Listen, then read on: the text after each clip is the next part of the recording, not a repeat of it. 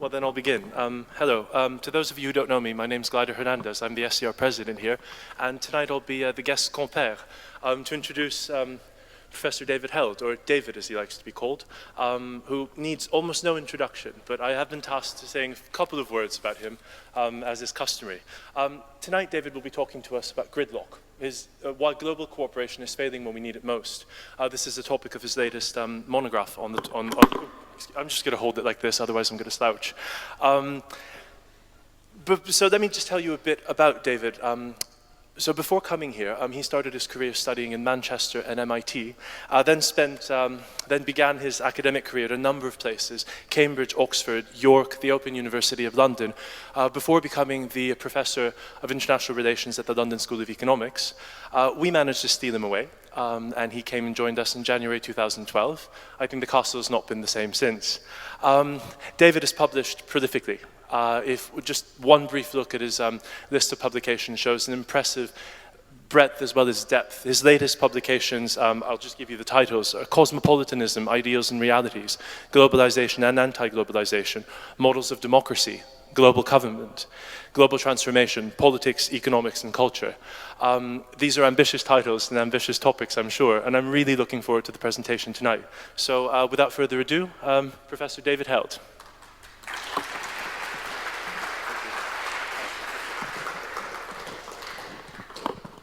See, we can adjust the technology. Can you hear me? Everyone in the back, good. Well, thank you all for being here this evening.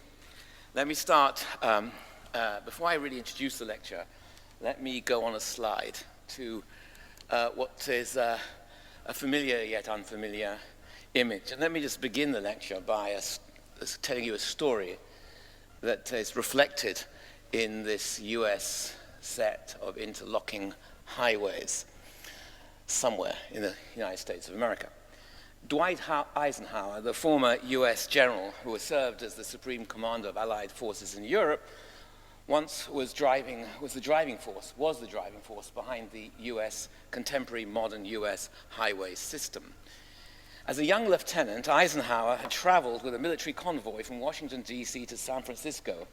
His mission was to test America's roads infrastructure against the needs of the new age of mechanized warfare introduced by World War I. His journey failed rather spectacularly. Eisenhower took some 62 days to cross 3,521 miles. Today, Google Maps estimates the total journey time at 45 hours. This improvement is in large part attributable to Eisenhower's vision of the interstate highway system. While it is difficult to quantify exactly the economic benefits of that highway system, it is widely seen as a fundamental building block of the US post-war economic boom. Yet, while the average American mobility increased, while the suburbs were invented, while the material circumstances for the youth culture later were set down, as that all started, so did traffic. For many years, the solution to all this growing traffic was simply to build ever more roads. But this did little to stem the problem. Indeed, the consensus among transport planners today, what has been called the fundamental principle of highway congestion, is that building more roads actually makes the problem worse by encouraging more people to drive. Today, this literal gridlock has become a costly barrier to American mobility. The Texas Transportation Institute calculated that in 2010, traffic congestion made Americans sit in their cars for 4.8 billion hours more than necessary and purchase an extra 1.9 billion gallons of fuel, costing more than $100 billion. And the US is not alone. In fact, it's far from alone. The situation is worse in Moscow, São Paulo, and Beijing, and many other global cities. The point being, and this is the point of this narrative, is that solutions to problems can generate second-order consequences which can undermine the benefits of the original solutions. This is the key part of the early story I want to tell. So now let me introduce this title, this book, this article, and the book in which it's based a little bit more formally. I went to many lectures after the failure of the climate negotiations on Copenhagen. And after the third or fourth, I began to think to myself that actually the questions they're asking are the wrong questions. The question was really, why has Copenhagen failed? Why has there not been a multilateral agreement to reduce carbon emissions across the world? And then I realized after the third or fourth lectures, it took about the third or fourth one before I understood this, that actually Copenhagen, of course, wasn't sui generis. You could have asked many similar questions about why there's been a breakdown in international negotiations in many critical areas. To take another obvious example, the Doha trade round, where negotiations have been going on now for many years. So why, at this time, at this conjuncture, were very important international discussions on pressing issues, pressing global collective action problems, coming to nothing? Well, if it were coming to nothing, that would be all right. But in the case of things like climate change, of course, nothing makes the problem worse. As a result of this, I started talking to two of my postdocs at the time, Tom Hale and Kevin Young, let me go back, who are now co-authors with me on this book to be published shortly called Gridlock. Of course, like all good students, it doesn't take them long to become good teachers, and they have taught me an enormous amount in the development of this book, as has Carl McNally sitting there, who's worked with me on this book from beginning to end. You learn more from your students, of course, than often you learn from your colleagues. There are 4 points I want to make in this talk. And I'm quite good at summaries, so I'm going to say it now, and then halfway through I'm going to say it again, and at the end I'll just say it again, so you can doze off in between the summaries. I'll tell you when it's a summary. And the basic points I want to make are this. Here's 4 of them, really. That the demand for solutions to pressing global problems, such as climate change, that demand is not being met. Global cooperation has been faltering across a range of different areas. That's the first point. The second point is recent failures in global cooperation are not the result of any one single underlying cause. There are several underlying causes, which I will later call pathways to gridlock. Thirdly, global cooperation is failing not simply because global policy is hard to make, incredibly hard to make in some cases, and we'll come back to that later. But it's failing, and this is crucial to the argument, because previous phases of problem solving, global cooperation, have been successful and succeeded, like the story about the roads. They seemed to be the right solutions at the right time, but they produced second-order consequences, second-order cooperation problems. And the fourth point I want to make is that these difficulties are compounding, and it's very hard to see how we will renew our international institutions because there's a fundamental absence of leadership at the global level. The US is bogged down in the Congress. You cannot get agreement on fundamental issues. Even gun control, minimal attempts to introduce some modicum of gun control have recently been shot down. If you can't demilitarize the United States, can the United States take a leadership position on many crucial issues of peace and sustainability? The EU, which was at the forefront of leadership on many questions of multilateral and global governance a decade ago, is of course bogged down in the future of the euro and is very much inward-looking at this time. And China, no surprise there, China is preoccupied by its own national growth, and its leadership understands only too well that its legitimacy, their legitimacy, depends on delivering national growth. So, where will the leadership come from? But let me describe the problem more. So I want to begin by briefly outlining to you the remarkable success of the post-war era in facilitating what I call a form of governed globalization. And this contributed to peace and prosperity across the world over many decades, and it is not to be underestimated. It's important to understand this history because it generated what I call a virtuous circle of self-reinforcing interdependence. Institutions created the condition for prosperity, prosperity created more institutions, and you were in it for a while a virtuous circle. You need to understand that process in order to understand later what went wrong. So let me say something briefly about the Second World War, and let me leave the nice book cover of Gridlock away and move on past that to the founding moments in San Francisco of the United Nations. The Second World War, as you all know, was so destructive that its end created a unique opportunity to reorder the world. Politicians from all sides could look into the abyss of human destructiveness, into what it is that human beings seem capable of doing unless their behavior is checked in some fundamental way. And looking into the abyss, and they were absolutely clear at the time about what they were doing, was seeking to create a set of institutions that would bring the possibility once and for all of a stable global order that would sustain both peace and the possibility of increasing human welfare. They well understood the failures of the previous architecture of the post-World War I era, the League of Nations, and they sought to do two things. They wanted to marry the idealism of previous efforts with a real pragmatism and a sense of realpolitik. And how did they do this?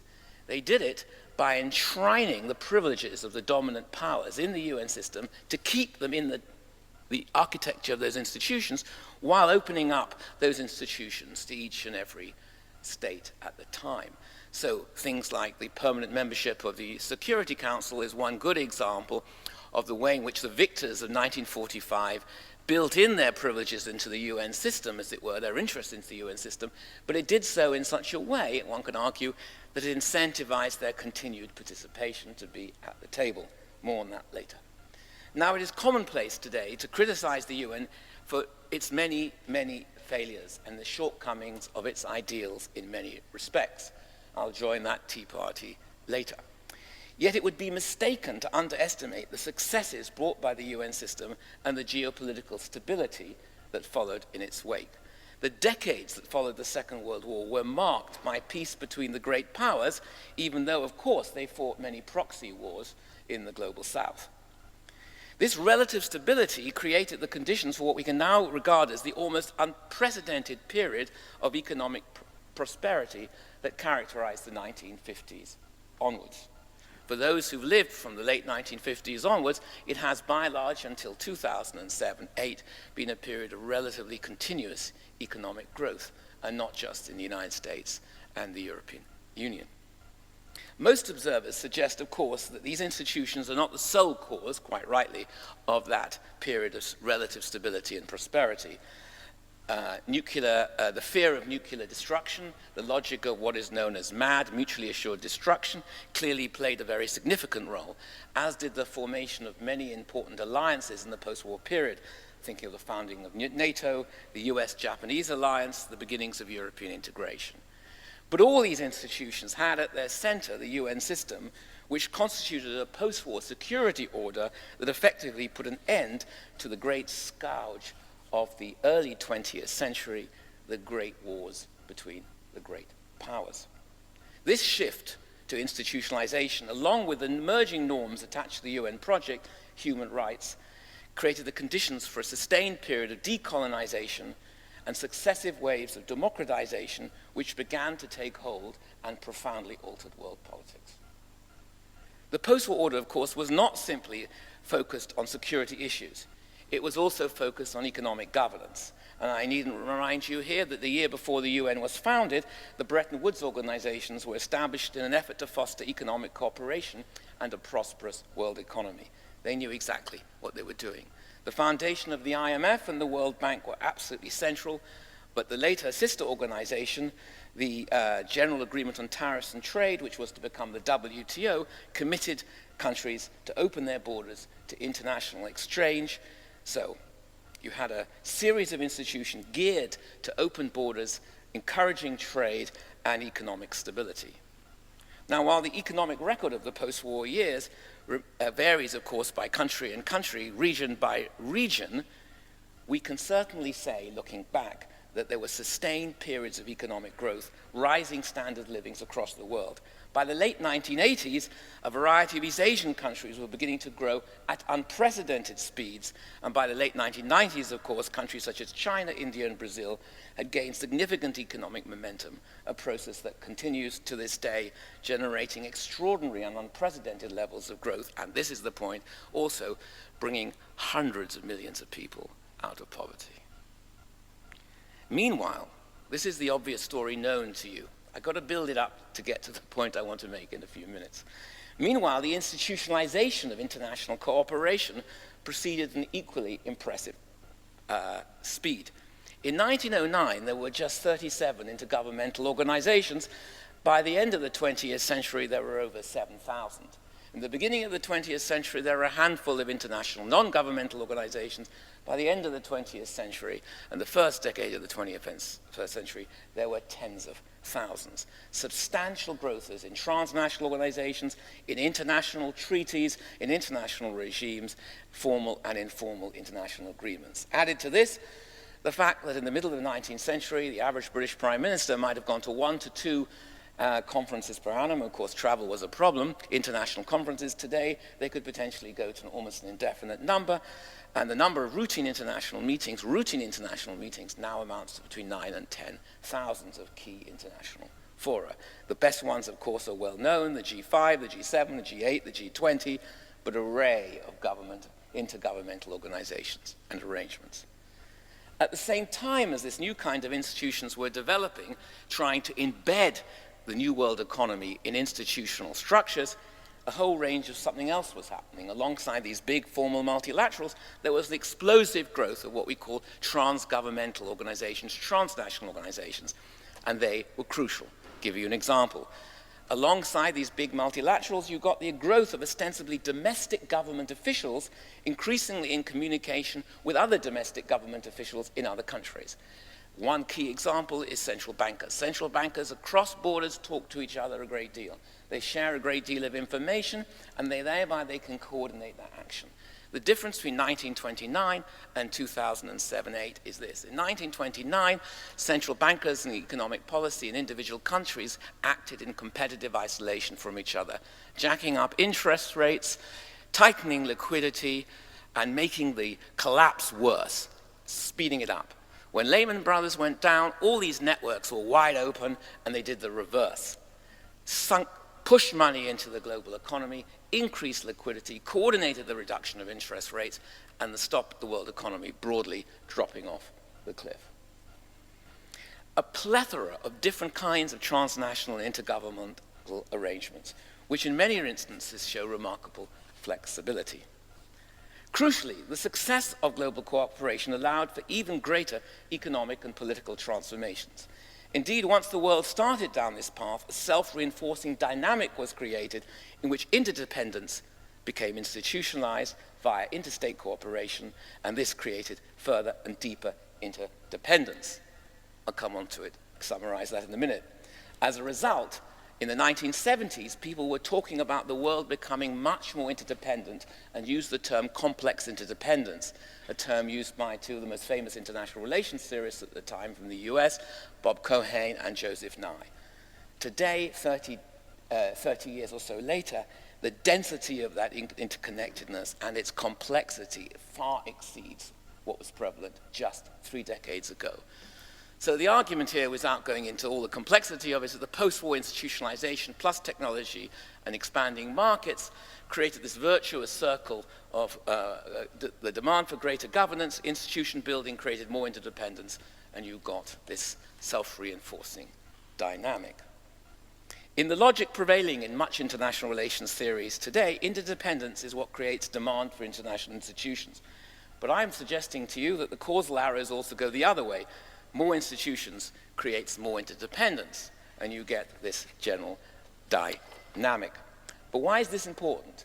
Post-war institutions created the circumstances in which diversities of human beings, groups, human agents of various kinds could do what? Knowing there was a stable international order, companies could expand, multinationals could be created. In the post-war years, it was the US multinationals that dominated the Fortune 500 companies. You got growth and expansion of these companies overseas, investing abroad, developing technologies. That reminds me of a good joke from my student days. What's worse than a multinational company investing in your country? The answer is a multinational country not investing in your country. Multinational companies investing abroad, foreign direct investments, transfer of technologies, global production chains. We go into any supermarket now, and by virtue of these arrangements, we can buy products from almost every country in the world. Flowers on Valentine's Day, you go out to buy roses, they more or less probably the night before been flown in from West Africa. And so it goes on. The conditions, combined, of course, with the expansionary nature of markets and basic technological innovations, change the nature of the world economy.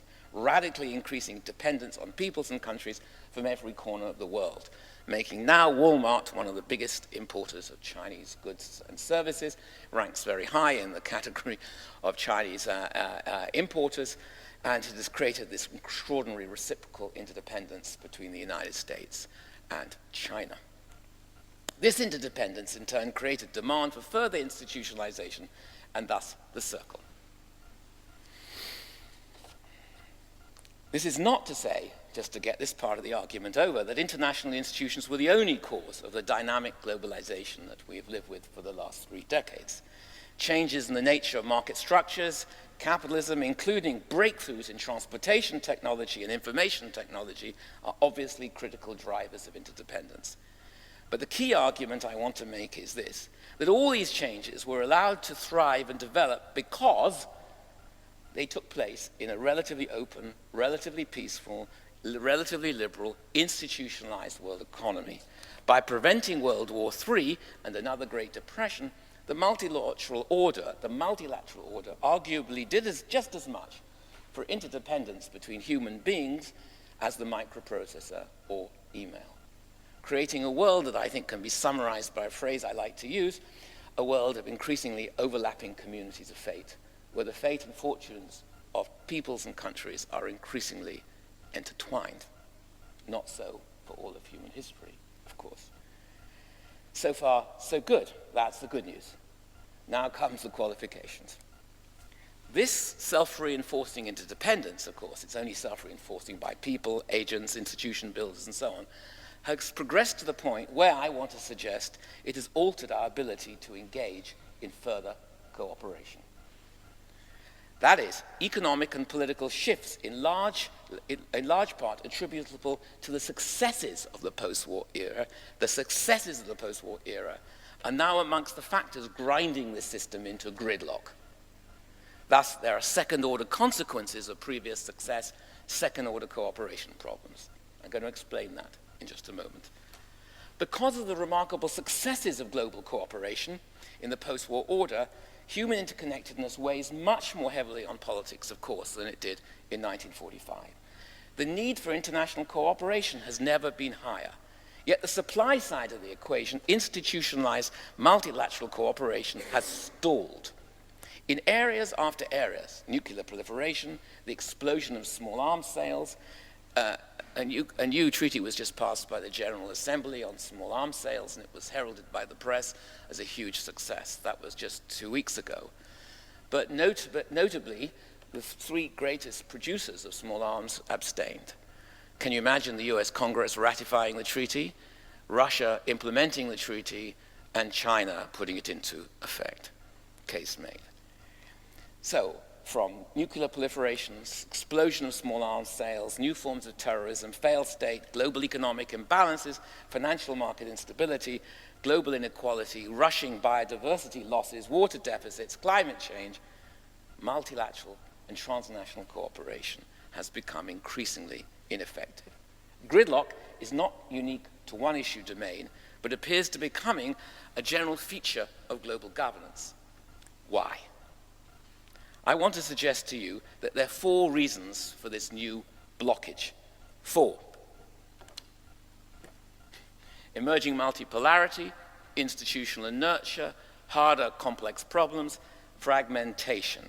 Each pathway, as these are, to gridlock, can be thought of as embodying a specific mix of causal mechanisms. Now let me explain each one of these points in turn with examples. We're doing well for time.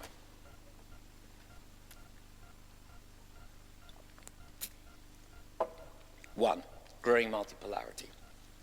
The absolute numbers of states has increased by 300% in the last 70 years, meaning that the most basic transaction costs of global governance have grown. The more voices at the table, the more difficult the negotiations. The more voices at the table, the more parties at the table, the more interests at the table. You all know the 3 of you trying to decide where to go to one night, which film to watch. It's a lot easier than if you've got 16 people trying to make the same decision. More importantly than increasing numbers, it's this, the number of states that matter on a given issue That is, the number of states without whose cooperation a problem cannot adequately be solved has expanded in similar proportions. Give me an example here. At Bretton Woods in 1945, that led to the foundation of the IMF and World Bank, the rules of the world economy could essentially be written by the United States with consultation with Europe and other European, with the UK and other European allies. In the aftermath of the 2008-9 crisis, the G20 has become the principal forum for global economic management, not because the established dominant economic powers necessarily desired to be more friendly or inclusive, because they could not solve the problems on their own. There is, of course, much to celebrate in the rise of this emerging multipolarity, hugely significant developing countries that are bringing hundreds of millions of people out of poverty. And, of course, bringing an end to a system of club Western dominance that has gone on for the last 200 to 300 years. But a consequence of this progress is, however, that many more countries, representing a much bigger diverse range of interests, must agree in order for global cooperation to occur. And it's very hard to win those agreements. Secondly, I want to talk about institutional inertia. The post-war order succeeded in part because it incentivized great power involvement in the key institutions. From the UN Security Council to the Bretton Woods institutions to the Non-Proliferation Treaty, key pillars in the global order explicitly granted special privileges to the countries that were wealthy and powerful at the time of their creation. This hierarchy was necessary, it can reasonably be argued, to secure the participation of the most important countries in global governance. Today, however, the gain from that trade-off has shrunk as the costs have grown. As power has shifted from west to east, north to south, a broader range of participation is needed on nearly all global issues if they are to be dealt with effectively. At the same time, following decolonization, the end of the Cold War, and economic development, the idea that some countries should hold more rights and privileges than others is increasingly regarded as morally bankrupt. After all, we all agree, if you were designing the UN Security Council today, you would not give Britain and France permanent membership and those security special privileges. And yet the architects of the post-war order did not, in most cases, design institutions that would change and modify and develop with fluctuations in national power. On the contrary, they froze their interests into that architectural structure. Instead, the power of the original leaders, as I just suggested, is firmly embedded in the institutions themselves, making it difficult to modify them without touching on the core interests of those states. And when you have rising multipolarity with institutional inertia, you get very quickly difficulties in institutional structures. Now, the third problem is harder problems. I want to illustrate these all to you and then give you some more developed examples. As interdependence between countries has deepened, the types and scopes of problems around which countries must cooperate has increased too. Problems are now both more complex and more extensive. Consider this one example from trade. It's a great example, and I owe this example to my colleague in the book, Kevin Young. For most of the post-war era, trade negotiations focused on one thing and one thing only: reducing tariff levels on manufactured products traded between industrialized countries. 8 successful rounds of international trade negotiations took place, largely based with one concern and one concern only: bringing down tariff levels. Now, however, negotiating a trade agreement requires also discussing a host of social, environmental, and cultural subjects, generally GMOs, intellectual property issues, health and environmental standards, biodiversity, labor standards, and so on, about which countries often sharply disagree. In an area of environmental change, a similar set of considerations applies. Take 2 examples. To clean up industrial smog, I'm still old enough to have been brought up in London at a time when, as a child going to nursery school, you couldn't sometimes see your hand in front of your face. The smogs were that bad. But in order to improve a smog of that kind and to make a difference, national legislation linked to coordinated legislations in neighboring countries was often effective enough to make a very sustained difference, and it did. Take a slightly more complex example, or substantially more complex example, ozone depletion. In order to address ozone depletion in the the famous Montreal Protocol, what was required was to bring a small number of parties to the table with a clearly defined problem, and with them the availability of a potential alternative technology to the very technologies that were exacerbating the problem of ozone depletion. Compare that, small numbers of actors agreeing on a specific set of issues around which there are specific technological fixes to, of course, the problem of climate change and mitigation. Climate change and the efforts to mitigate it involve nearly, by contrast, every single country in the world. You have a fundamental divide between the developed world that have caused the problem and the developing world that will make the problem much worse in the next 30 to 50 years, and have become, by and large, becoming the biggest emitters. The divergence of voice and interest with large numbers of countries makes efforts to deal with the sheer complexity of the issue increasingly difficult. So there's an example where you have emerging multipolarity, you have breaks on institutional development, facing harder and harder complex problems with multi-dimensions, producing dissensus and disagreement. Fourthly, fragmentation. The institution builders of the 1940s began with essentially a blank slate. Efforts to cooperate today don't begin with a blank slate, they're shaped by path dependency. Complex interlocking institutions are often marked by overlapping jurisdictions, confusion of jurisdictions, and sometimes competition. After the Great Tsunami, there was the promise across the world of immediate aid and relief. Much of the immediate aid and relief was sent by countries, often speaking to their national electorates in trying to display how impressive they were going to the aids of tsunamis, the victims of the Great Tsunami. We now know that much of that aid didn't reach its proper target. There was often confusion on the ground and lack of coordination. This example can be multiplied many times. Think of, for example, AIDS-HIV relief in Southern Africa, where again, different countries have different value profiles. The Bush administration, which put huge amounts of money and a very significant amount of money into AIDS-HIV programs, also many of that money came with a particular moral view that the best way of resolving the threat of AIDS-HIV was sexual abstinence. Meanwhile, on the ground, that was not thought to be terribly convincing. Other NGOs and so on were countering that with a very different position, free condoms, free distribution of condoms, and so on. Often conflict and uncoordinated programs. With the proliferation of institutions, often you get dysfunctional fragmentation, reducing the ability of international institutions to provide public good. So, in stressing these four different pathways up there, I've tried to make the following overall points to now. Summary 2. The key argument I've tried to make so far is this, that the pathways or mechanisms of gridlock are second-order cooperation problems. The architects of 1945 seek to create a more prosperous world order, but in making a prosperous world order, they embedded their interests.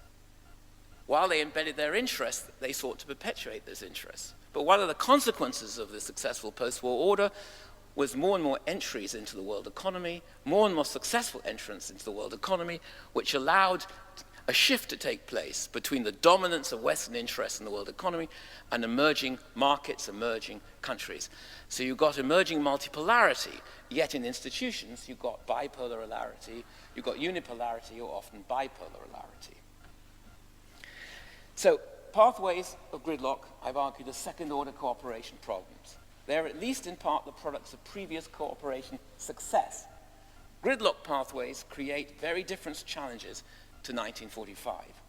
These four pathways, I want to suggest, build upon one another and make the reform of our institutions extremely difficult. Meanwhile, in area after area, global collective action problems or global challenges remain inadequately addressed. Now, in the time remaining, which is about 20 minutes, I want to give you two examples from security and from trade, and then sum up.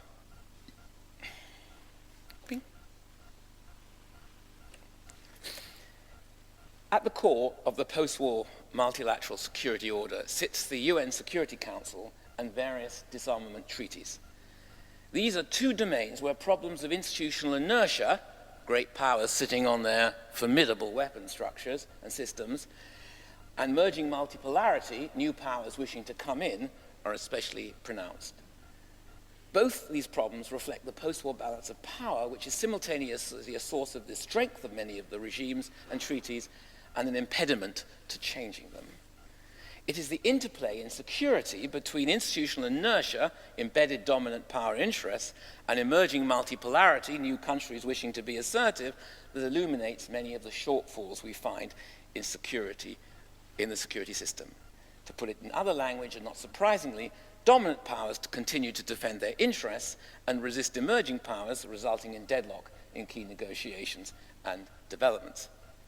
Let's take one obvious example to begin with, the historical use of the Security Council veto. We have a lot of data of that on the book, but the Security Council veto illustrates, obviously enough, how the P5 countries have operated to protect and further their interests over time. The US has consistently exercised its veto on questions pertaining to Israel, even though arguably it's not in their long-term foreign policy interests. There is no American president willing to resist the power of the Jewish lobbies in Israel to develop a foreign policy that is slightly tougher on Israel, and in being tougher on Israel has a better chance of securing some kind of stable peace between Israel and the Palestinian territories, i.e. a dual-state solution. In a sense, we all know a dual-state solution is the only solution to a sustainable peace in that area, but it's very hard for American presidents to put enough pressure on Israel for enough time to make that possible. You remember, even Obama was very tough on the building of settlements when he came into office. Within a few months, you heard nothing more of that American policy. But it's not just the US. Russia and China have invoked their Security Council vetoes endlessly on issues concerning Syria's state-violent acts, on issues to do with Darfur, and many other cases. Attempts at reforming the Security Council to build in new emerging powers and emerging blocs have only been left in tatters and blocked endlessly. The number of reports written on the reform of the Security Council could fill up shelves, and none of them have had any bite at all. Similar problems of institutional inertia and increasing multipolarity are found in disarmament regimes and concomitant efforts to contain and reduce the most deadly weapons ever made. Now, the heart of here is the Nuclear Non-Proliferation Treaty, the NPT. It's the primary mechanism intended to prevent the spread of the use of nuclear weapons. Now, while it can be argued that the NPT and related bilateral agreements, remember SALT and START between Russia and the USA, have been successful in helping to prevent the use of nuclear weapons, weaknesses in the regime are apparent when one considers, for example, the path that North Korea took to developing nuclear weapons. By developing Pacific capacity allowed under the NPT, only later to weaponize it. Similar concerns now exist, of course, over Iran. But these examples notwithstanding, or in spite of these examples, we can say, broadly speaking, that the post-war institutions have prevented certainly a runaway proliferation of nuclear weapons. You can think of South Africa, South America, East Asia, and so on, which have not joined the nuclear club. The same cannot be said, however, of vertical integration. That's the integration of the great powers and the weapon systems they hold. Continued bilateral agreements between the two big nuclear powers has been celebrated as successes, yet they've not amounted to any serious actual attempt at significant disarmament. The vested interests of dominant states and the structural protections they enjoy in the NPT and the UN system means that they've been allowed to sustain arsenals capable of global destruction many times over, if ever called upon. While the staggered and incremental successes of the great powers are important steps, they obviously fall far short of what is required to produce a robust multilateral system capable of eliminating nuclear threats. Alongside the inertia of traditional issues and harder, more complex problems have emerged in the security system. Think now of contemporary forms of terrorism. Terrorism, of course, is not in itself a new threat, but in many ways it has changed. The type of terrorism the world faces today has developed alongside, by the way, the growing interdependence and interconnectedness of the world's great financial markets in the second half of the 20th century, as many of those who operate those networks have learned also to benefit from the capacity to raise and recycle funds on a significant scale. New networks of organized violence are how a considerable threat and require effective cooperation. Something has been done in this area. There have been multilateral efforts to deal with terrorism in certain significant respects. Perhaps the greatest success has been in the tracking and freezing of so-called terrorist finances through bodies such as the Financial Action Task Force. And yet against that, the UN cannot even agree on a basic definition of terrorism. Because underneath the clash of definitions of terrorism lies emerging multipolarity, where the Western preoccupation with the threat of terrorism is not met by many developing countries' preoccupation with development, and see the issues of violence and force in very different terms. And again, of course, there's always the old adage that one person's terrorist is another person's freedom fighter. In the absence, however, of a lack of sustained agreement on an anti-terrorism strategy, in the absence of consensus in the post-9/11 era, in the deployment of force by the coalition of the willing in Iraq, Afghanistan, and remnants of that coalition in Libya, in the absence of a dominant agreement and unilateral action, it has only encouraged more unilateral action. And in this arena, President Obama exceeds even that of George W. Bush. President Obama has drastically accelerated the use of weaponized unmanned aerial vehicles, otherwise known as drones, as a favorite tool now in US anti-terror strategy. With active drone operations in Afghanistan, Iraq, Pakistan, Yemen, Somalia, and so on, Obama has instituted a policy that has increasingly called into question many of the norms of international law and other significant post-war principles of international peace. US drone strikes have recently drawn sharp criticism from a number of governments across the world. Yet despite this sharp criticism, the US shows no signs whatsoever in changing course. Given the power of the US in the international system, of course, Obama's unilateral abrogation of international law in many respects undermines the potential, a further potential for effective, for a rule-based multilateral system. And this trend, of course, risks further deepening the gridlock already found in many global security institutions. Quickly, trade, and then a conclusion. Trade is interesting in many respects because it illustrates these arguments very clearly. We have had a series of very successful international negotiations on trade, but each one taking longer and longer, okay, till you get to the final one, 132 months and climbing. Why? The logic of gridlock tells us why. First, as I hinted earlier, the problems are simply harder. As the WTO has noted itself, the vast majority of global trade rules were designed for a simpler world in which trade barriers took the form of tariffs, quotas, and other easily identifiable actions by states. Economic globalization, however, has increased pressure to address new kinds of non-tariff barriers as well, such as intellectual property rights, health and safety standards, and government procurement policies. As the global economy has developed and international competition intensified, securing the privileges of highly profitable industries has become a critical component of wealthy countries' diplomatic strategies. In other words, the prosperity of the advanced economies depends not just on trade, but on how, say, for example, China enforces copyright laws on films, or how Brazil governs the production of generic life-saving medicines. This is a much more difficult issue to cooperate on. Secondly, rising multipolarity, beautifully illustrated in trade. In the past, global trade negotiations were often built on the fact that a substantial agreement could be reached between the US and Europe and then literally forced by a variety of means on everyone else. But this is not as easy as it used to be.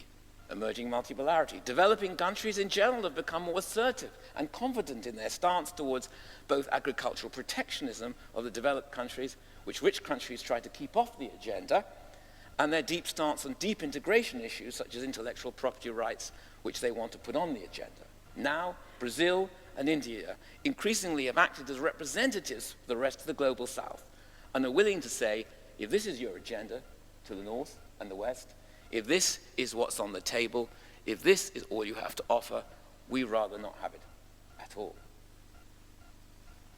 Third, fragmentation. As the wealthy countries increasingly realize they're not going to get an easily advantageous final Doha agreement, they've resorted to shoring up their interests through the explosion of what we call bilateral and preferential trading agreements between the great powers and developing markets. These PTAs, preferential trading agreements, are often actually much more restrictive on a developing country and a poor developing country's room for maneuver than many of the multilateral treaties were.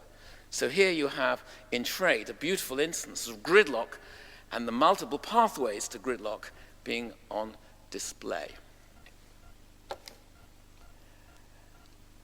Climate. I don't have much time. I'm going to just brief. Climate is the easiest story to tell, so I'm going to spend less time on it. Today, the dynamic of gridlock is, of course, perhaps most evident in the realm of climate change. And this illustrates what I said earlier, basically that the developed world has been the fundamental source of climate emissions, but future emissions, the developing world's future emissions will drive the curve up in the decades to come. The diffusion of industrial production across the world, a process enabled, of course, by economic globalization and the virtuous circle we spoke about earlier, has created a situation in which the basic consumption of each and every individual directly affects the life chances of others on the planet, as well as the future life chances of new generations. This is a powerful and entirely new form of global interdependence. Bluntly put, the future of our civilization depends on our ability to cooperate across borders. And yet, despite 20 years of vastly expensive multilateral negotiations involving flying tens of thousands of people across the world to these key international negotiations, a global deal on climate change, mitigation, or adaptation remains elusive, with difference between the developed countries, which have basically caused the problems, and developing countries, which drive future emissions, being the core barrier to progress. Unless we overcome gridlock in these climate negotiations and in other areas, it is doubtful that we will continue to enjoy the sustained periods of peace and prosperity we've had in the past. Finally, there are, of course, several forces that might work against gridlock, and they do. These include the potential of social movements to uproot existing political constraints catalyzed by the IT innovation and the use of associated technology for the coordination of action across borders. Think of the waves of social movements, the most recent one being the Occupy movement. Think of the Arab Spring. At least think of all those things pretty superficially before you start to think about them in more detail. Secondly, we have the capacity of existing institutions to adopt and accommodate factors such as emerging multipolarity. Think of the shift here between the G1, as I like to call the United States, the G4, the G5, the G7, the G8 to the G20 now. But the G20 has no permanent secretary, it has no permanent institutional capacity, and is unable, rarely, to follow through on policy unless countries themselves individually follow it through. And efforts at institutional reform are, of course, always a possibility. For example, the reform of the Security Council or attempts to establish a financial transaction tax, but less success there. But whether there is the political will or leadership to move beyond gridlock is a difficult and pressing question. Social movements find it difficult to convert protest into consolidated institutional change. That's what I meant. Occupy was all in the newspapers a year ago or so. Where is it now? At the same time, the political leadership of the great powers blocks appears dogged by national preoccupation. Washington sharply divided. Europe internally focused on the future, on sustaining the euro. China, as I mentioned earlier, focused on national economic growth as the prime vehicle for domestic legitimacy. Against this background, it looks likely that deep gridlock will deepen and reform and change will be less likely. with the most pressing global action problems biting increasingly deeply. In the aftermath of the Second World War, my final thoughts, the institutional breakthroughs that occurred provided the momentum for decades of sustained economic growth and geopolitical stability sufficient for the transformation of the world economy, the shift from the Cold War to a multipolar order, and the rise of the new communication network societies. However, what worked then does not work as well now, as gridlock freezes problem-solving capacity in global governance. So a search for a politics beyond gridlock remains a hugely pressing issue. Gridlock published in 6 weeks, but another book called Pathways Beyond Gridlock has yet even to be thought through. Don't wait for that for another 2 years. So thank you very much.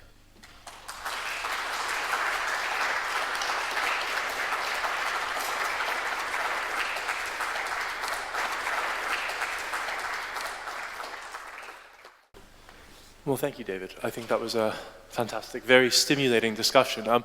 I've got a number of points I want to raise, but I'm not going to abuse Chair's prerogative. I thought it best to open the floor to some questions. As is the custom, we'll take 2 or 3 at a time, give David an opportunity to answer, and then at some point maybe I won't be able to contain myself and I'll jump in. But for now, let's get conversation going. Are there any hands, please? Yes. Tom over there, here. Anyone else? First wave? No? Yeah. Okay. Oh, it's okay. Now? Okay, so David, I've got the microphone. I'll go first. So I'd like to ask you a question, challenge that first bullet point there, because we've all been thinking from about your first 10 minutes on what the answer is to this. I'm surprised you said as little as you did about social media, the internet, and communication. So the question is that part of the problem or part of the solution? If it's part of the solution, you'd expect it to be part of your first bullet point there, that social movements, but it strikes me that social movements can be as much of a contribution to the gridlock as a way out of it, because well-organized, internationally, social media-supported social movements, plus the sort of democracy that leaves electable governments in fear for making the right decisions because they're not electable decisions, contributes to gridlock. And I'd love to hear what you have to say about that thesis. Could I just ask that for the purposes of the podcast, you briefly introduce yourself, because we're all being videotaped and it's good for posterity. Yeah, thanks. Yeah. Thank you. John Mickler, University of Sydney. And I ask this question with some trepidation because it's a wonderful, wonderful presentation, and I'll be buying a copy of the book for sure. I might even set it as reading, who knows. But one of the implications for Paths Beyond Gridlock would surely be that actually, with all the meetings, with all the complexity, with all the institutional inertia, there might actually be the need for less cooperation. Especially, that's an implication of multipolarity, for sort of new key players, China, Brazil, the BRICS, but also the US, the European Union on their own. For example, key contributors to problems like climate change, them coming up with the solutions, or them striking agreements that are rather less global and more regional, or more sort of just focused around even national approaches. As I say, I'm not sure that I advocate it, but it seems like an implication. Are there any other questions for the first wave? If not, shall I jump in? David, I want to question your ideological commitments on this. Your ideological commitments on this. And I see 2 that were woven into the text. The first one is what I seem to identify, and perhaps I'm wrong, but a definite faith in progress. Your presentation was about a narrative of progress gone wrong. And I guess my question with regard to that is this a system that worked properly and has now just begun to work less well, and that we just need to reform? Or is there another narrative, that the system was inherently built as a system of exploitation, subordination? And I think you know where I'm going with this one, but that was built on exploitation that simply is no longer sustainable, and that rather than reforming a system that we already have and making it more efficient at doing what it does anyway, we need to think very seriously about a new system. And I'm not necessarily favoring revolution here, but that maybe the system as it stands has led to its logical conclusion. And the second point that I want to question in what you're talking about is a faith in efficiency. Now, a lot of what you've put in is about, well, there's a multiplicity of actors, there's a multiplicity of interests. These are slowing down progress. And again, that's where progress comes in. But that might also, I mean, there's a dynamism inherent in that increased access of actors of different groups. It's weakening the power of the elites, whether you call them the bourgeoisie, the ruling class, the patriarchy. And it's putting a challenge to it. And somehow, to focus on efficiency in the light of that seems almost a retrograde step. And I wonder if you could comment on that. Well, let me start with the third question and go up to Tom's. I'll start with, let me just start with the ruling elites are weakening. Not on your life. 2 points there, one sociological and one about inequalities, global inequalities. One of the striking features of the Industrial Revolution was the intense reciprocal relations between, as it were, owners and producers. You see that clearly in some of the great cities of the United States, for example, where the wealthy magnates who, were the robber barons in some respects, put a lot of money back into the cities. These were places where they themselves lived. In other words, the owners of capital, the owners of factories and so on, were rooted in a particular place.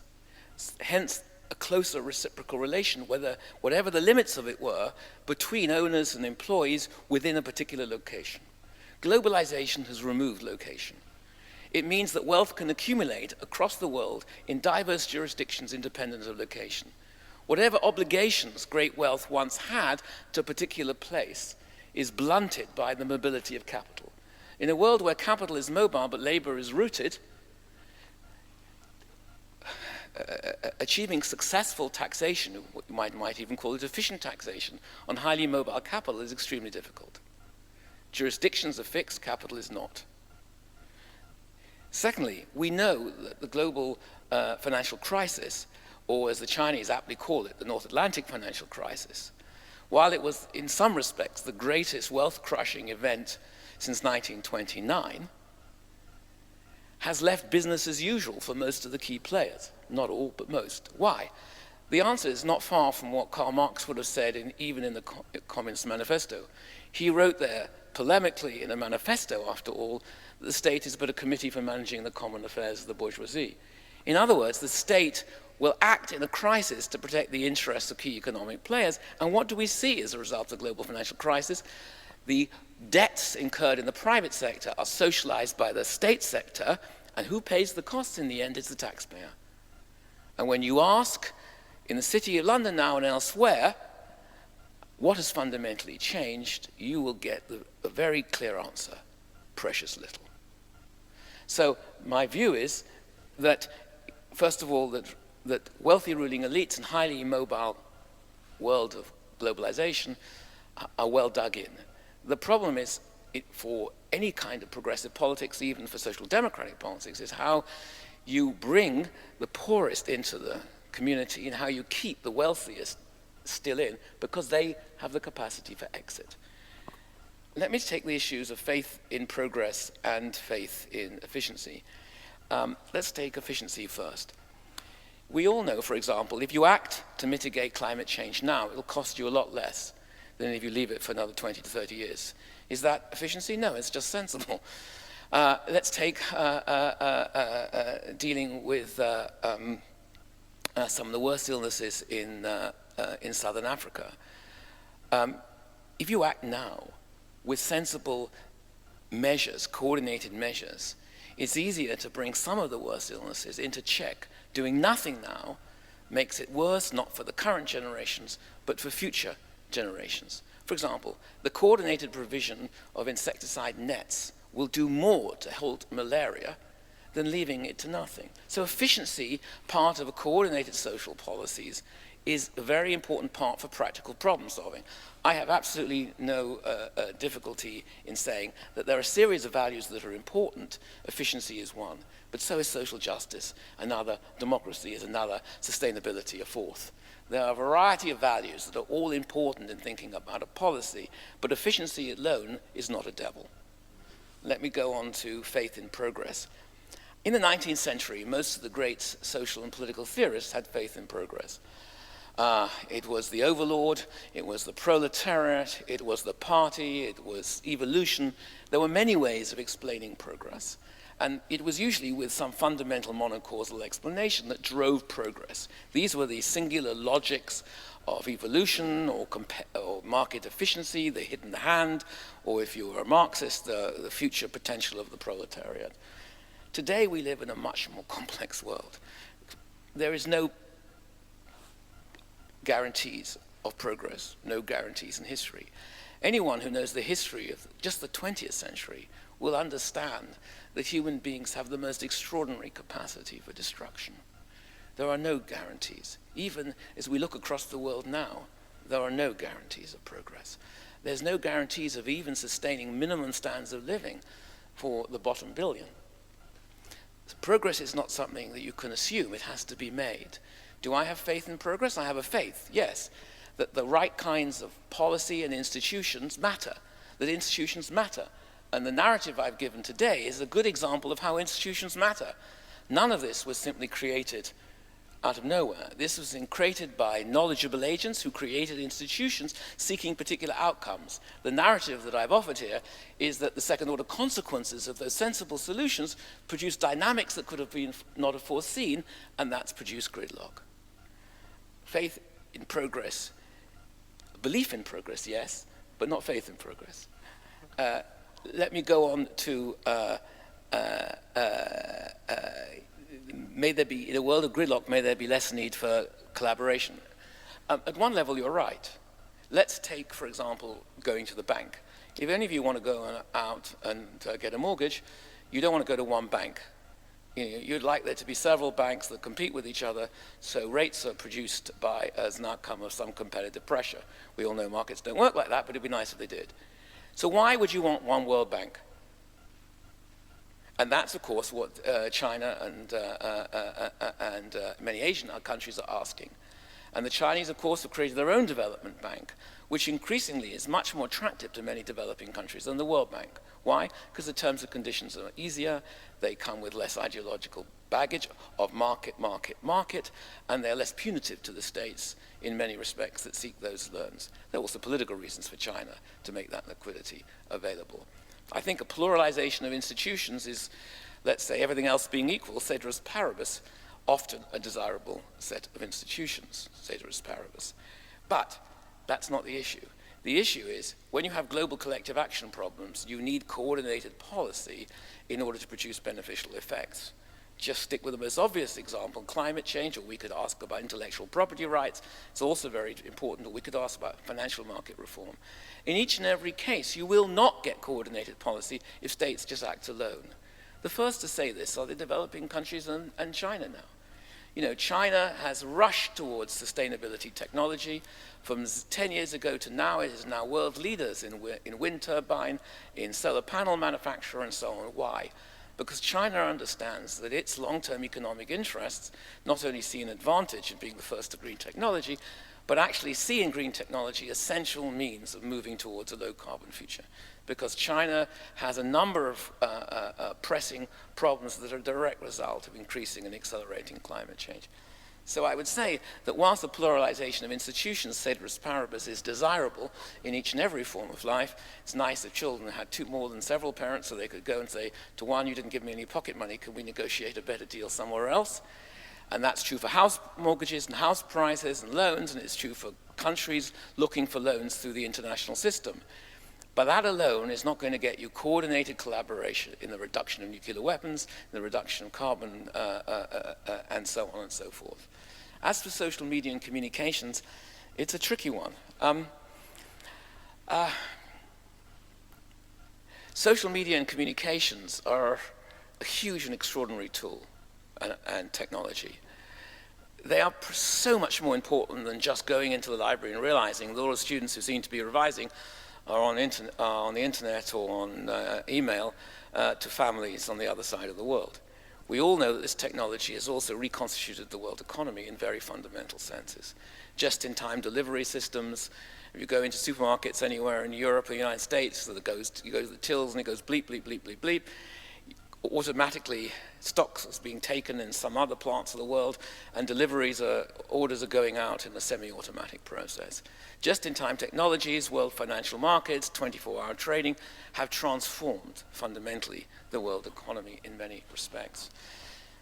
At an interpersonal level, there are interesting sociological factors about social media. We know, for example, that teenage girls tend to use social media to consolidate the already strong social skills they have. So when they leave school, they start using their mobile phones, and when they get home, they start using their PCs to communicate with each of their friends. What do boys do? They start using their technology to play war games and to continue to press their parents for ever longer periods of time on PCs, acting in isolation, but in competition with themselves against various forms of aggressive game programming. That's a good example that technology can be used for different ways. Girls tend to use it for extending their social skills and extending social collaboration. Boys tend to use it in isolation at home to reinforce their greater social difficulties in comparison to young girls, anyway, teenage girls. At the global level, we see on the internet, to build up now, that the internet can be this incredible brain of humankind, this extraordinary extension of human knowledge, where everyone is a leveler when it comes to contributions to debate, discussion, and so on. And we also know that these technologies can now be introduced in incredible ways to deliver medical health and care in far-off places, and so on. But at the same time, these social media have created a babel of voices where opinion increasingly is thought often to trump authority.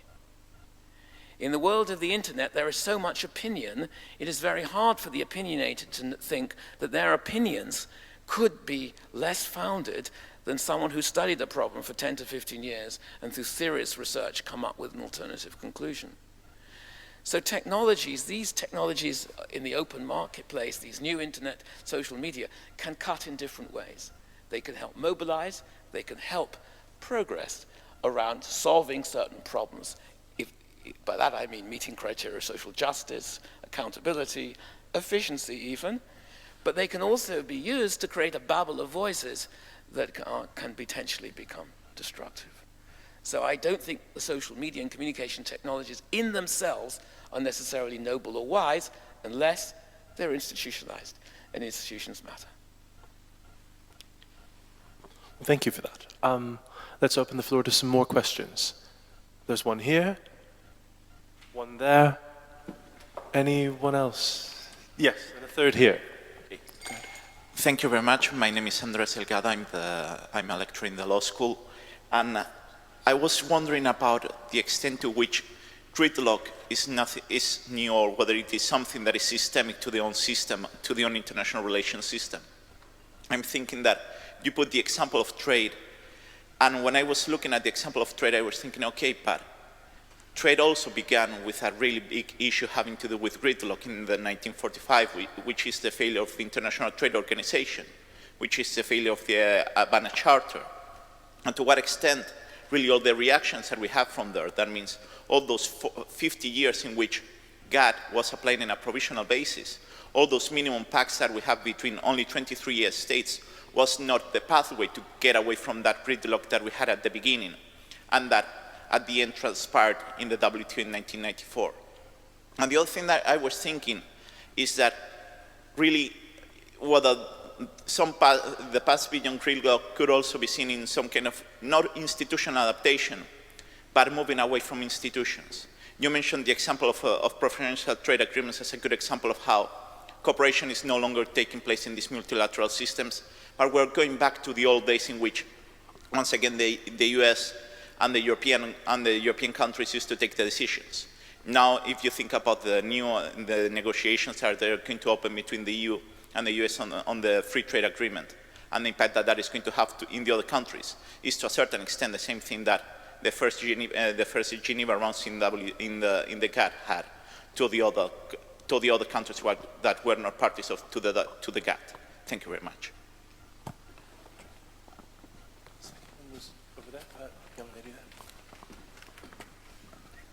Thank you.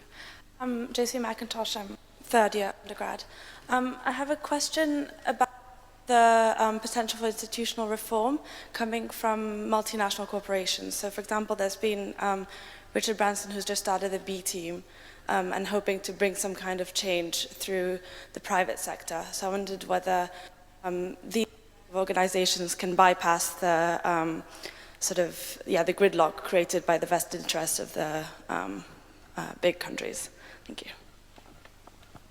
The third one is over here. Goshka.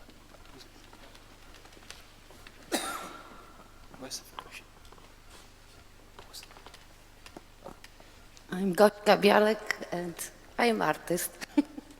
Okay, my question is, because every country and every continent have different needs, different targets, different problems, yes? That how we will decide, which countries should be leaders, that they will make decision for whole, this system and globalization.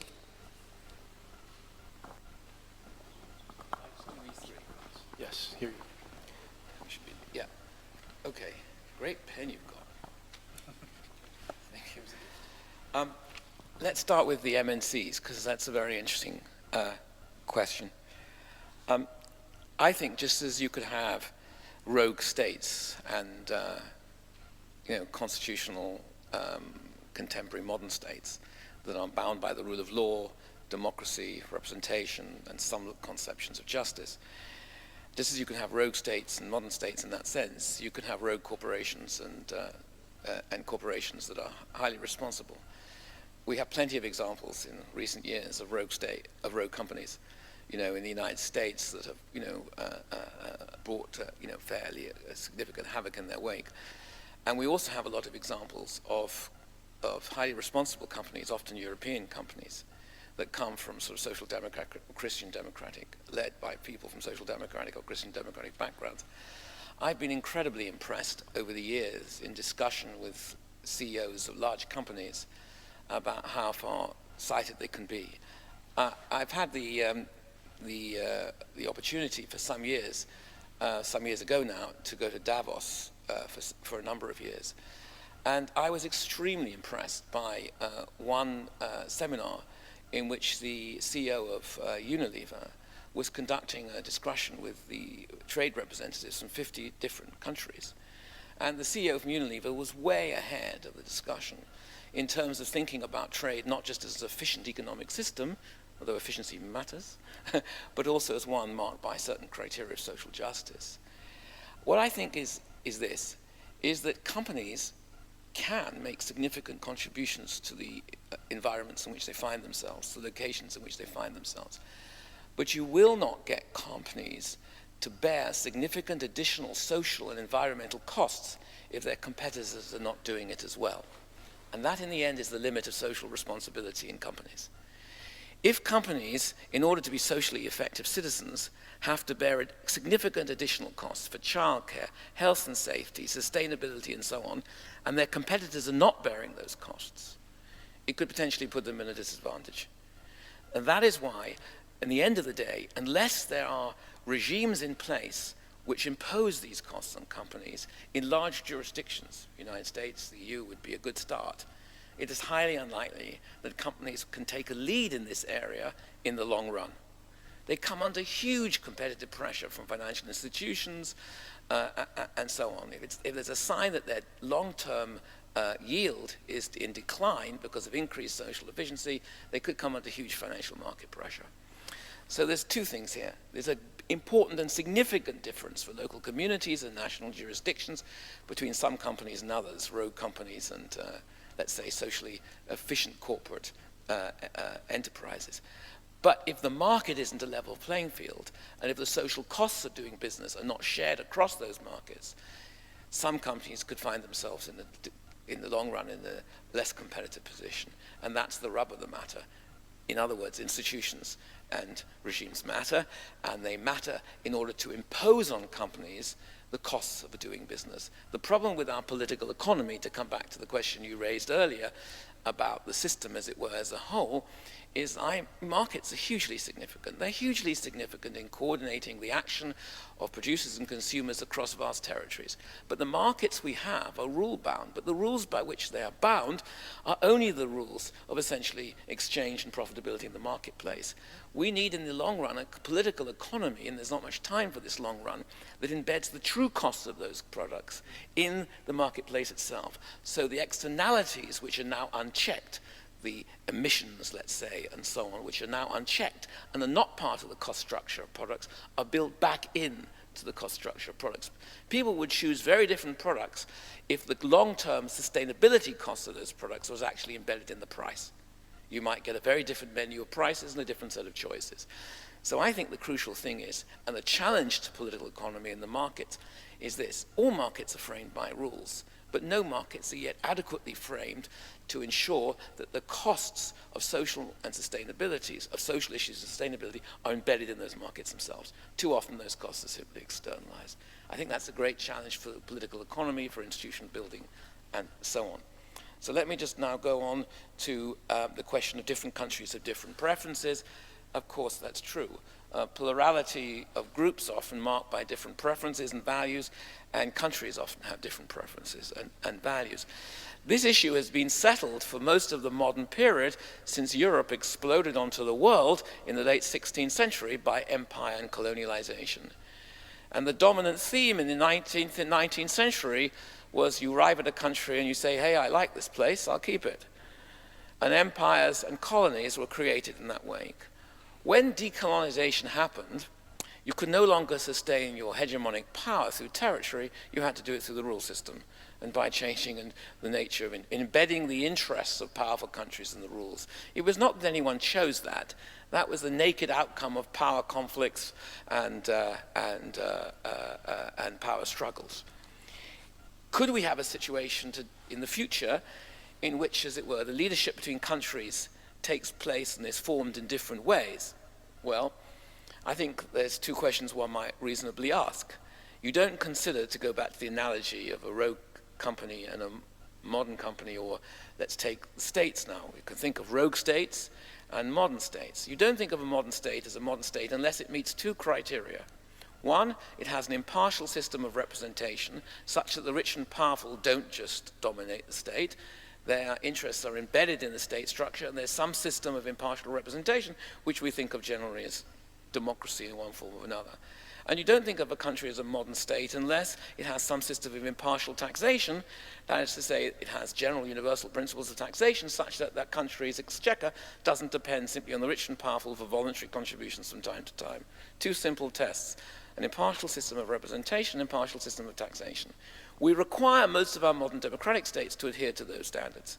Yet at the global level, since the 1945 onwards, neither of those principles exist. Representation of the key powers is embedded in the key institutions, and the funding available to solve global collective action problems comes from, by and large, the contributions of the powerful donors. The exact opposite of what I said. So can you imagine a world in which global institutions approximate to those two standards or even do better? Well, there isn't time for me to really set my views out on this, but I'm probably known, despite the pessimism of my lecture, as probably the most overly optimistic political theorist in this matter you can find. And most of my more normative and philosophical books on cosmopolitanism and cosmopolitan democracy set out a very sustained theoretical and philosophical answer to your question. I firmly believe, for example, that alongside the progress of institutions, call it that, in part of the post-war period, there were stepping stones were laid down to what I call a universal constitutional order. The law of war on one side, human rights law on the other, the beginnings of the attempt to delimit sovereignty in fundamental ways. That was all turned upside down by 9/11 and the US and the British response to 9/11, which bypassed and weakened international institutions and weakened the hold, I think, of international law. So I think there are many optimistic answers to the question, how can we think of how leadership is formed? But since 1945, the answer has been those who have hold, and they built their architecture to ensure their interests were well protected. Finally, is gridlock systemic to old state systems? I think that the old state systems is where we have it. I think post-1945, with the leadership of 1945 staring into the abyss of the Second World War and its consequences, it was possible to build institutions that made a profound difference. And I've tried to set out why I think that and the reasons for that in a fairly systematic way. However, I don't see any reason why you might think that gridlock is just a feature of the state system. It could certainly be a feature of any complex system that was driven by non-state actors as well. So to come back to the point that I think Tom McLeish made earlier on, you can easily imagine a situation of a plurality of non-state actors showing features of gridlock in the way that I've described it. So I don't think gridlock is inherent to the state system, but it's inherent to a complex system in which there are large numbers of proliferating actors with powerful interests and different value preferences and voices. Thank you. I come back to progress, a belief in progress. What does it mean to say have faith in progress versus not having faith in progress? Do you really want to defend the position that you don't have faith in progress, that we shouldn't believe and strive for progress in some sense? Of course, everything depends on the criteria you use to demarcate something called progress. For me, progress is not about growth in GDP. Growth in GDP matters for the world's poor. Let me make it absolutely clear. Nothing has lifted more people out of poverty across the world and the success of the global economy in the last 30 years. 300, 400, 500 million people in China lifted out of the worst poverty by that very success we call economic progress. But no philosopher that I know would want to think of progress simply measured by GDP. Amartya Sen is well known for his work on human development and the development of the Human Development Index, which is a much more sophisticated all-round measure of human development. But I myself, in my own work, think we should measure, as it were, or think about global progress, as it were, by a much more complex set of values around sustainability, social justice, freedom, and so on. Again, this is much more complex than I can set out in a lecture, but I see no reason why standing for progress, it means standing for social justice and efficiency, is something to be anything other than pleased about. May I jump in on that one? The reason that I raised the question about your faith in progress, or the belief in progress, is, and I could probably ruminate on this for hours, but it's fundamentally because in some respects, to insist on progress in this particular way is totalizing. It requires choices to be made. It requires choices to be made within the parameters of the current system. That automatically sets a narrative where certain actors have disproportionate voice, have disproportionate power, and have the influence to set the agenda from the outset. So from the outset, resolving the financial crisis takes precedence over, I don't know, children's right to food, or the regulation of climate change takes precedence insofar as protecting coastal areas where London and New York and other important cities are sitting, but not protecting indigenous people's rights in different areas. I'm not suggesting for a second that there is no room for progress. What I'm suggesting is that it is being situated within a context, and I'd like to hear your thoughts about how you can get out of that context, how you can open the conversation, as it were, because it's not just about the solutions, it's also about the root causes, isn't it? And I think we have common cause on this, you and I, so. Well, my talk this evening was about common causes, as it were, and fundamental structural issues. The thing is, we are not tabula rasa. We can't start from nowhere. We start from where we are. You know, we start from institutions that exist, economic systems that exist, and so on. And whilst in principle we can start tabula rasa in theory, in the philosophical development of what's called ideal theory, and in my own work on cosmopolitanism that might be known to some of you, there is nothing more, as it were, ambitious than the normative agenda of cosmopolitanism and what I call cosmopolitan democracy. The fact of the matter is, you have to move from where one is to where one would like to be. All the great political philosophy and the great political theory has worked at least three levels. You know, some characterization of where one is, some characterization of where one would like to be, and some characterization of how one moves from where one is to where one would like to be. You know, most great political theory did all these three things. And although I don't want to compare myself for a single moment to great political theorists, my books are divided into three kinds. You know, books that try to characterize where we are, books like Global Transformations and Gridlock, books that try to characterize where we might like to be, rethinking the nature of the system without constraints. And my work on Cosmopolitan precisely does that. And then there's the question how we move from where we are to how we might be, and books like Global Covenant seek to respond to that question. So I think there's plenty of room for blue skies theoretical thinking, or for good political philosophy around justice, democracy, democratization, and so on. But even when one's done that, you can't fully stipulate the meaning of those ambitious normative programs unless they also come with practical policy on the ground. Because if they don't, they're just abstractions.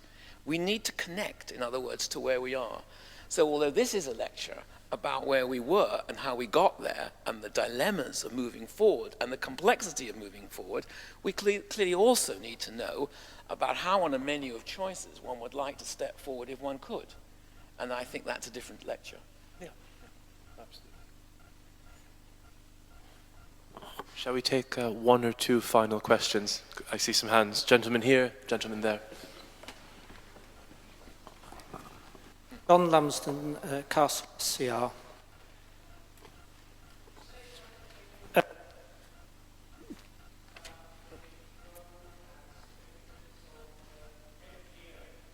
can't hear you. Can you I think you've turned it off. It's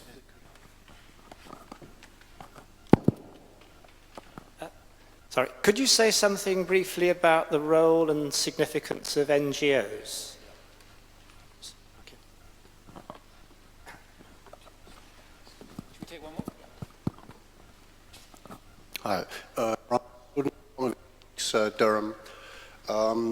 You've argued that over the last 50 years there's been an increasing gridlock, and yet at the international level, global violence is the lowest level it's been in terms of deaths from internal and external civil wars. How would you account for this paradox, increasing gridlock and falling international violence, or is this the calm before the storm and we can expect the dam to burst and violence to increase in the future because of this gridlock? last chance if anyone would like to have the final word. Okay, well, seeing none. One more. Here, over here. Yes, please, sir. Oh, Dick Fong, physics. It was interesting that you, in your history, that the growth of really important institutions happened after the Second World War, which was a catastrophe. So I just really wonder that if, in fact, we're going to really make progress, a catastrophe has to happen. I mean, this is part of human nature. And the second thing I'd like to sort of mention is whether China is actually making its progress, because it's a one-party system, and whether, in fact, our own democratic system, with its sort of need to change government or have elections every 4 or 5 years, leads to a sort of short-termism, which will actually, work against actually clearing up these important global problems. Yeah, thank you. Let me just go in reverse order. China. It has been the consensus in political science for the last 25 years or so that democracies outperform hierarchical societies on just about all criteria at the same time. And yet, of course, the world has become more complex since that consensus was first formulated and sustained. Gridlock in Washington, dogged preoccupations in the European Union and so on, faltering economic growth across all those places, and the rise of Asia raise quite interesting and profound questions. I think that Hegel said in The Philosophy of Right something profoundly wise, which is the Alda Minerva flies at dusk, wisdom comes when you look back in time. The rise of China is still in its early stages. The rise of centralized hierarchical powers that are using those resources effectively is still in relatively early time. China's middle classes are expanding, they're becoming more affluent, they're becoming better educated, they're being educated abroad, and rising middle classes linked to rising standards of living have often in the past been great motivators for democratic change. We will see. We don't know yet. But I think one thing we can say is the straightforward advantages that were often claimed for democracies over more centralized hierarchical countries, such as China, that debate looks now a little more unsettled. And I think there's something almost Shakespeareanly tragic about contemporary democracies. I mean, after all, they were that great noble victory over absolutist states and kings and queens. And yet, as you have said, they are inherently short-termist, bound by electoral cycles, often with decisions made for voters in very fixed territorial boundaries, and where politics plays out rarely for the majority of the constituency because their voting preferences are settled. Politics becomes focused on the swing voter. So there is something about those contemporary democratic systems and the way decisions are made that makes long-term problem solving extremely difficult. But I wouldn't put my bet in hierarchical authoritarian regimes either. The success of China over 30 years is remarkable. And what has driven that success, I think, is likely to continue to drive it. But one thing we know is that open-closed systems eventually open. Closed systems eventually become more open. You just think of the flood of Chinese students across the world now. And so I think how the debate between democracy and efficiency and justice and solidarity and the counterparts for authoritarian region plays out is now unsettled, but I think one would be very arrogant to just go back to the settled view of 25 years ago. On the issue of do you need a catastrophe, well, human beings have learned often the most radical things after catastrophes. We now ask human beings like us to anticipate one, drastic climate change and act in advance of it. The evidence is not good that we can do that. I wouldn't by any means recommend another catastrophe as a stimulus to a low-carbon economy. But the question is, are we smart enough and reflexive enough on a wide enough scale to create policy that can mitigate these global collective action problems in advance? I think the jury is at best out on that, to say the least. NGOs, and then the final question. I think NGOs play a hugely significant role in putting pressure on authority wherever it is, local, national, regional, global. And in the 1990s in particular, with a very significant range of powerful social movements of various kinds and NGOs, which were very effective at a significant number of international negotiations, from a huge important conference, UN conference on fertility and reproductive technologies in Cairo, all the way through to Seattle and the WTO in the late 1990s. But I think there is nothing inherently virtuous or noble about NGOs. You think, for example, of the different kinds of NGOs that are, for example, formed around reproductive technologies. You can find NGOs that campaign vociferously for women's right to choose, for opening up fertility choices, for making sure there are fertility clinics that are sensitive to women and in which women can engage in on their own terms and preferences and choices. At the same time, there are a series of NGOs which are vehemently against, for example, abortion and vehemently against other kinds of fertility treatment. So there's nothing inherently noble or wise about democratic movements or NGOs. The nobility and wisdom comes from what it is you promote and how you do it. Which brings me to the final question. It was a second question. Where is the second questioner? It was about, oh yes, peace, and yes, the statistics you bring out are very significant. But part of my argument, of course, was that the post-war order was hugely successful in many respects. So the fact that, as it were, the killing levels, death through extreme violence has declined is not unexpected. But at the same time, the UN system has become very ineffective in diminishing the hold of weapons of mass destruction, particularly nuclear weapons. It has been rather ineffective in a series of international conflicts, such as Syria, with the great powers vetoing each other's initiative. And the record since 9/11, especially the record of Western powers, the US, Britain in particular, has been absolutely disastrous. Over, for example, in Iraq, over nearly 1 million dead, and a situation in Iraq well summarized by the joke in Washington already going around in 2005, the war in Iraq's over, Iran has won. And that's a joke going around Washington in 2005. So I think that in the case of security, there has been considerable successes, but the level of nuclear armaments has been frozen. I think in many parts of the world now, fragile states can rapidly turn into failed states, and we don't have the collective means to address those satisfactorily. The attempts have been made sometimes selectively to address particular conflicts when it's been perceived by Washington or London to be in their pressing interest. But when it hasn't been, no action has been taken. Even when it has been, I think in each and every case, virtually, but not all cases, so most cases I should say, the consequences have been worse than sometimes the result, than they were before.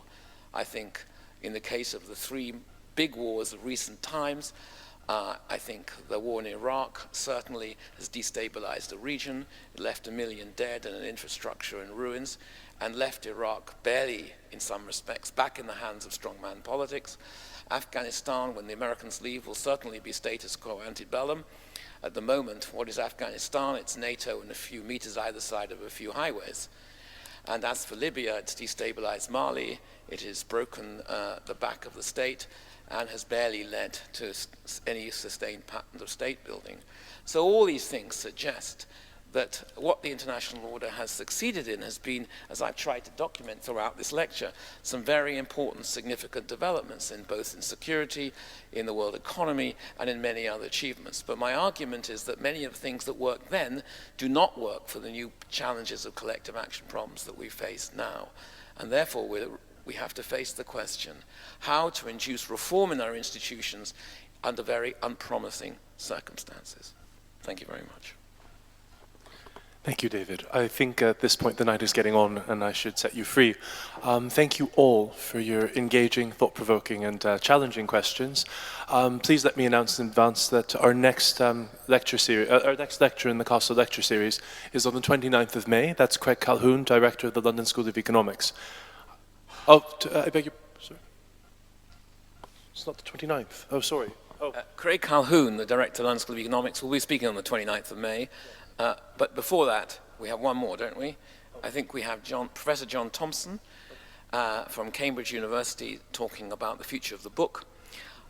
We'll hold that Durham Castle lecture in the Senate room. I think that's on the 15th. And on the 29th, when Calhoun comes, Director of London School of Economics will be back here in the Great Hall. And that lecture by Calhoun will bring an end to the lecture series for this academic year. I apologize for that. I guess I'm tired. Then there's just one thing left for me to do, and that is to ask for a warm round of applause to thank David for his excellent and magnificent lecture. Thank you.